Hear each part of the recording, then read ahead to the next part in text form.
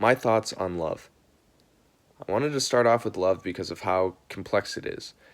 It is something that is very unique in perspective and meaning to each individual person.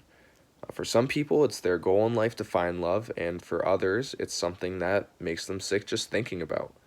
Some of us fall in love after a first date, and some of us may never experience love in our whole lives. It's all based off of our personalities, our past experiences, and expectations, and hopes and dreams all mixed up into this one thing. Love can definitely be scary. I personally don't fear love much. I think to love is to be vulnerable, and that's why fear is involved. If anything, I wish I could love more, but maybe I'll make a video about hate that would better explain that idea. Now, of course, there's a difference between love and being in love. So, was I ever in love? Maybe. It's really hard to say, for me personally at least. I'd say the closest thing I've ever got to that was when I dated a girl in college for a bit over a year. The relationship was great. I personally don't have any real complaints looking back at it, and she was a great girlfriend. I think everyone around us saw us as that couple that was kind of supposed to be together, and it felt that way a lot of the time. I thought I was in love with her, and we told each other probably every day that we loved each other, yet I still ended things with her. So, was I in love? I don't know. The weird thing is, every single person's definition of love is different. Even if some or most could be similar, I think that there will always be at least a minuscule factor that make every individual's idea of love unique. Some people's expression of love might be surprising someone with a gift, or it might be purely sexual in nature, or it might just be having a good laugh. We all experience love in slightly different ways. You can feel free to agree or disagree with my thoughts on love because it's my personal definition.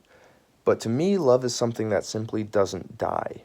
For example, I have a dog and his name is Cooper, and I love him. I'd say statistically speaking, he has about 6 years left in him. I love him now, and I'm going to love him when he dies, and I'm going to continue to love him until the day that I die. That's a weird example because he is a dog, and our relationship, of course, isn't as complex as a human relationship, but it's a good starting block to show that the idea of love can in fact be lifelong. Cooper loves me unconditionally, and I reciprocate those feelings back towards him. But is it possible for me to love a human being unconditionally and be reciprocated those feelings? I'm just not entirely sure due to the complexity of it all. I told my girlfriend I loved her probably every single day at the time, until one day I woke up so uncomfortable in my own skin and dishonest with my life, and I was hurting, and I broke up with her. I was probably telling her I loved her the day before, to be honest. So if you can love someone one day and not the next, then is it really love? Well, it's not unconditional. And if my definition of love is to be unconditional, then I suppose I was never really in love under my own terms. But I thought I was. So how do you really know? Well, I guess you can't really know until you're dead. So, if I'm like 90 one day and I'm on my deathbed and I can look at my wife and still think to myself that I love her, then I'd say that was an unconditional love. Until then, I don't think there will ever be a way to prove to myself and the people involved that I truly love someone. Do I want to be in love? I mean, why wouldn't I? I wouldn't say it would make or break my life if I never found someone to love, but the idea sounds cool. There's almost 8 billion people on the planet, so think of it as if we were all puzzle pieces. 8 billion puzzle pieces, and to have the idea that there is someone out there who fits perfectly to your puzzle piece is pretty awesome when you think about it. Just to put that into perspective, to count to 100,000, like 1, 2, 3, 4, all the way up to 100,000 would take about a full day. So to count to 1 million would take about 10 days-ish. To count from 1 to 1 billion would take about 31 years. Yeah, you heard me right, 31 years to count to 1 billion. Now think of 8 billion. To count to 8 billion puzzle pieces, that would take 248 years. Yet one of those puzzle pieces fits everything you could ever want perfectly and vice versa.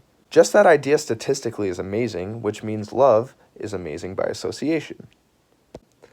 I think love can heal, love can hurt, love can save, and love can destroy. I think love is more than a pink heart on Valentine's Day, and I think it's more than anything I could ever describe in a stupid YouTube video. Thinking about it sometimes overwhelms me with anxiety, but how do you not think about it? Like, come on, the mystery of it for me is probably one of the best parts about existing in life. I think, in my definition, I will find it next to impossible for me to ever truly find love, but who knows, maybe it'll find me instead. I don't know. So, that being said, to anyone who actually watched this video, I wish you luck in your journey, and I hope you can think more critically about what all of this means to you. Thank you.